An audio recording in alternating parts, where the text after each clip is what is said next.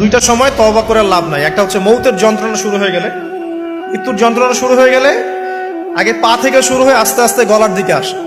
হাদিসে যেমনটা এসেছে, সূরা ওয়াকিয়ার মধ্যেও আছে যে পায়ের দিক থেকে যন্ত্রণা শুরু হয়ে আস্তে আস্তে আস্তে আস্তে এই গলার দিকে আসে, এবং আত্মাটা গলার এখানে যখন চলে আসে, এখান থেকে মালাকুল মউত আত্মাটাকে নিয়ে চলে যায়।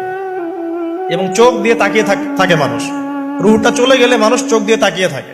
দেখবেন এই কারণে মৃত ব্যক্তি তাকিয়ে থাকে, চোখ খোলা থাকে।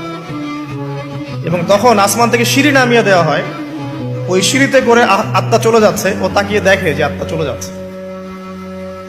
এবং মানুষ মারা যাওয়ার পরে চোখ জীবিত থাকে অনেকক্ষণ। মেডিকেল সায়েন্স যারা পড়েছে তাদেরকে জিজ্ঞাসা করবে, মানুষ ডেড হয়ে গেলেও চোখ দেখবেন আরো কয়েক ঘন্টা, হয়তো আরো নির্দিষ্ট একটা সময় পর্যন্ত চোখটা কিন্তু জীবিত থাকে। এই জন্যে চোখ বন্ধ করে দিতে হয়। যাই হোক, যেটা বলছিলাম যে মৌতের যন্ত্রণা শুরু হয়ে গেলে তওবা করে লাভ নাই, তওবার দরজা বন্ধ। আর পশ্চিম দিক থেকে সূর্য উঠে গেলে তওবা করে লাভ নাই, তওবার দরজা বন্ধ।